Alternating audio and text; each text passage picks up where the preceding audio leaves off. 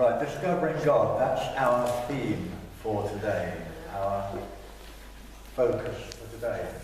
If you could turn to chapter 6 in Exodus, we've been looking at two passages, the first bit of chapter 6 and the first bit of chapter 7. Can anybody help us with a page number in the Pew Bible? 62. Thank you. Page 62. Let's say our mantra together. I hold God's word in my hands. It encourages, corrects, and instructs me. Lord, speak to me now. Lord, that's our prayer, that you will speak to us, that you will give us knowledge, that you will give us wisdom, that you will reveal yourself today to each one of us. Amen. Amen. Discovering God. We're going to be looking particularly at one character, and we'll see how appropriate that is as we discover God through the life of Moses. Let's just read the first 12 verses of chapter 6. We'll come to chapter 7 later. Then the Lord said to Moses, "Now you will see what I will do to Pharaoh. Because of my mighty hand, he will let them go. Because of my mighty hand, he will drive them out of this country." God also said to Moses, "I am the Lord. I appeared to Abraham, to Isaac, and to Jacob as God Almighty. But by my name, the Lord, I did not make myself fully known to them. I also established my covenant with them to give them the land of Canaan, where they resided as foreigners. Moreover, I have heard the groaning of the Israelites, whom the Egyptians are enslaving, and I have remembered my covenant. Therefore, say to the Israelites, I am the Lord, and I will bring you out from under the yoke of the Egyptians. I will free you from being slaves to them, and I will redeem you with an outstretched arm and with mighty acts of judgment." Well, the whole of Exodus relates the story from birth throughout the life of Moses. And it's interesting to look at his changing fortunes. The first 40 years Moses spent in the court of Pharaoh. Quite a privileged existence, more than an existence. He had quite a privileged life and a good education, certainly. The next 40 years he was tending sheep in the wilderness, which, funnily enough, was where he'd return fairly shortly for another 40 years. But it was looking after his herds, his flocks in the wilderness, that he had the experience with God at the burning bush. God revealed to him that he was to be the leader who was going to lead the Hebrews out of slavery. He was going to be the man for the job. Well, no, Moses didn't want it. He was convinced that God had it wrong, and he had to enlighten him for all these reasons why the job wasn't for him. Moses says, "I'm insignificant. I'm ignorant. I'm unconvincing. I'm a poor speaker." Poor old Moses had some real personality issues, didn't he? A low self-esteem, perhaps. So he made all these excuses. And as the last plea, he said to God, "Just send someone else." So God had to do a little bit of confidence building. And Moses did go, set out on his way to Egypt. So here he was, appointed by God, blessed by God, given a mission. So he's off to Egypt, and things get worse.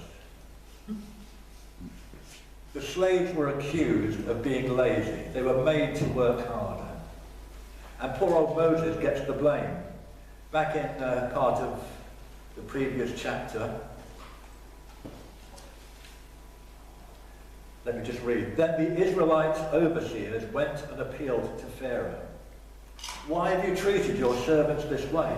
Your servants are given no straw, and yet we are told, make bricks. Your servants are being beaten, but the fault is with your own people. Pharaoh said, lazy. That's what you are, lazy. That's why you keep saying, let us go and sacrifice to the Lord. Now get to work. You'll not be given any straw, yet you must produce your full quota. The Israelites' overseers realized that they were in trouble. Oh boy, were they in trouble.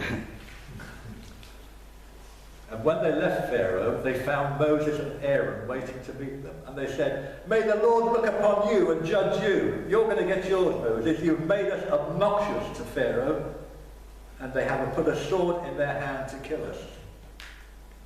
Well, Moses didn't expect an earful like this. This was God's mission. This was God's job.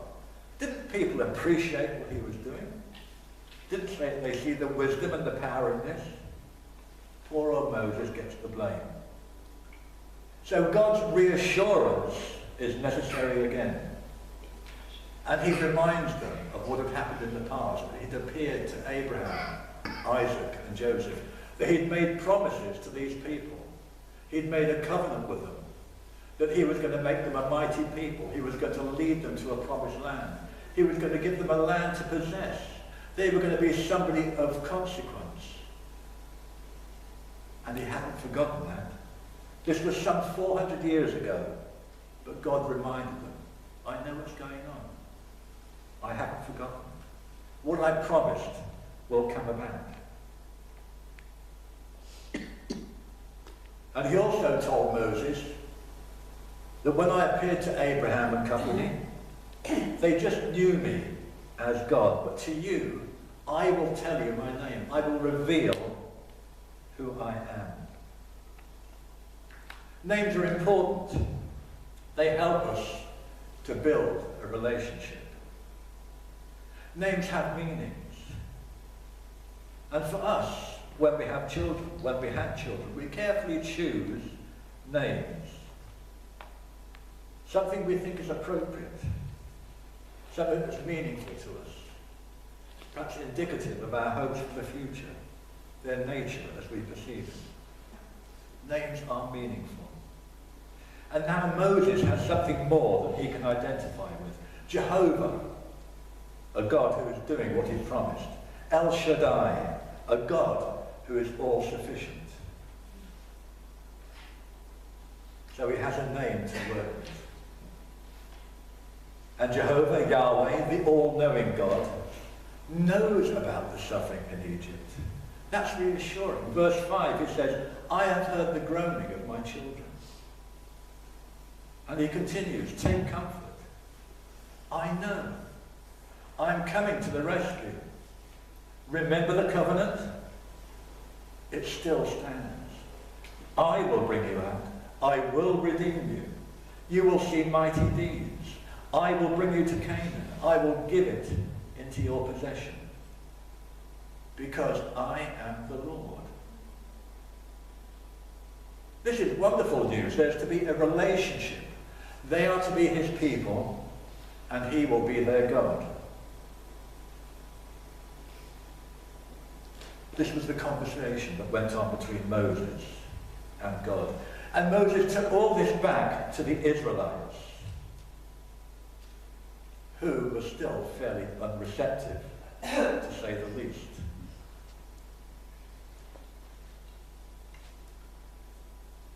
So the next job on the list, having told the Israelites, was to go and tell Pharaoh. But the people's disinterest had affected Moses' mood again. Nobody is going to listen to me, he says. So at this point we come on to chapter 7. Let's look at the first 6 verses of Exodus chapter 7.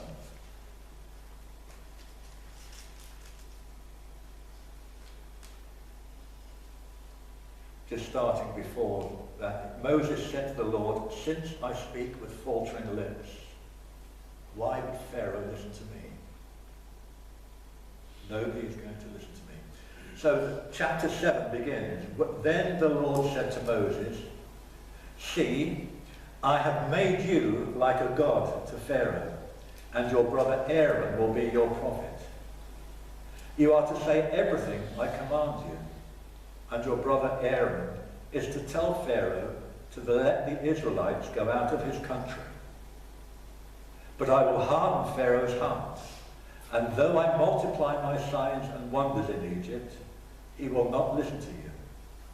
Then I will lay my hand on Egypt, and with mighty acts of judgment I will bring out my divisions, my people, the Israelites, and the Egyptians will know that I am the Lord when I stretch out my hand against Egypt and bring the Israelites out of it. Moses and Aaron did just as the Lord commanded them. And as Sheila reminded us earlier on, Moses was 80 years old and Aaron was 83 when they spoke to Pharaoh. Thank you for that reminder, Sheila.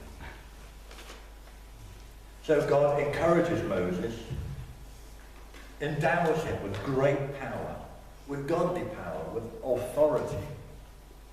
He was authorized to speak and to act in God's name. And Aaron was to be his helpmate. Aaron would deliver the message, and Moses would do the business. He would inflict and remove the plagues as directed. Now there was a great spiritual contest here. Exodus 12 talks about judgment on all the gods of Egypt. And each plague was an attack on one of the false gods of Egypt. There's Kuam, the god of the Nile. There was Hecht, a frog-like god, oddly enough. There was a protector of crops. There was sacred bulls and various sun gods. Plenty of variety. And we see that the nature of some of these plagues was directly addressed at the supposed authority of those gods. And the message was obviously that the God of the Hebrews was much more powerful than all of the Egyptian idols put together. What God had created, God's creation, would be obedient to him. God would direct the weather. God would direct the light. God would direct the animals. God would direct insects. Even insects, gnats, flies, locusts. And they would go when and where they were directed. In chapter 7, verse 3 was quite interesting. God says, I will harden Pharaoh's heart. I will harden Pharaoh's heart. It might seem that God was deliberately setting Pharaoh up for a fall. But surely not so. God is not petty or vindictive. That's not his nature. We must accept that. Let's just stop there. Do we accept that? What has God revealed to us? What have we discovered about God in our lives so far? Let me ask you a question. Do we actually agree that God is not vindictive or petty-minded? Talk to me. Has God revealed himself that much? Or is that a point? It's obviously not in his nature to be petty or vindictive, because he has mighty authority. He has overcome Moses' reluctance and filled the shortcomings by reminding him that God is doing the work. Moses is just a messenger. And when Moses still won't go by himself, God doesn't strike him down. He gives him somebody to help. You need a buddy to go with you, to hold your hand, to speak for you. God will provide. He's merciful. He's not vindictive. Even when Moses argues the point with him, God is not vindictive. So I hope we accept that point.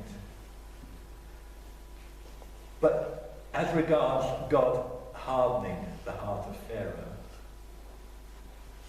you consider that the first plagues were totally ignored by Pharaoh. They were challenged. He turned his back and went back indoors. He refused to believe. He refused to listen. Pharaoh's cynicism is clearly displayed. He himself was responsible for a hard heart, his own heart. And there's a lesson here. that whilst we don't have a vindictive God, we must be careful what we say. We must be careful of our actions. We must be careful of the thoughts that are in our mind. Because God often gives us what we desire. What's in our heart, be it light or darkness, will be our inheritance. And there is something in the Bible about reaping what you sow. So Moses and Aaron set about their task without further objection. The Egyptians who didn't want to know God were going to have to be made to. So Moses' experience of discovering God must have been quite traumatic for him, quite without precedent. He'd escaped from Egypt with his life narrowly, avoiding the penalty of murder. Time had passed. He had a wife and a child. He was quite settled. He was looking after his father-in-law's sheep when his name came up for something he didn't feel qualified for. And he did everything he could to get out of it. All those excuses. He obviously didn't know God that well. And he wasn't aware that the matter wasn't up for debate. Bit of a sharp learning curve for him. But God's insistence, God's reassurance pointed out the things that were to happen would be by God's power. It was God that would multiply the signs. It was God that would lay his hands on Egypt. It was God that would bring his own people out. God says, see Moses, all I want you to do is speak. That's all for the moment. I'll do the rest.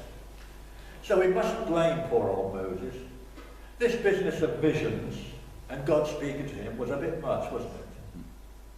What a new experience. He had to learn to trust and believe. Trust and obey. And there's significance, great significance for each of us in discovering God through the life of Moses. We are pretty fortunate that mostly we learn in gentler ways. Discovering God is not like an expedition to find a rare species in a remote place. God's not trying to hide from us. When we look for him, we'll find him. That's guaranteed. We began our service with a quotation about seeking the Lord. If you seek him, he will be found by you. That appears so many different times in different books of the Bible. Seek the Lord and he will be found. It's an absolute cast iron guarantee. Isaiah says, seek the Lord while he may be found. This tends to imply that there's perhaps a statute of limitations. He won't always be around. And Hosea tells us it is time to seek the Lord. It is time. And Amos was told, seek me and live. Seek God and live. So we are encouraged. We are entreated to seek God earnestly. To first seek his wisdom. That's a priority. And when we do, the Psalms say, we will lack no good thing. All who seek him will rejoice and be glad. All of us. Yet we are a lot luckier than Moses. We are more aware. We have better knowledge of God. He has revealed his deeds to us. We know many more things because we have the Bible, which, as we read earlier, is useful for teaching, correcting, encouraging. We have knowledge of God because he has revealed his deeds to us. We know many more things because we have the Bible. We're better informed, but not necessarily wiser. We know his deeds. We know more of his names. I've said it before how important names are. How many names do we have here? How many on average? Let's have a bit of feedback here. How many Christian names? Anybody with more than 2 Christian? And then there's your surname. Very good. I'll ask you later what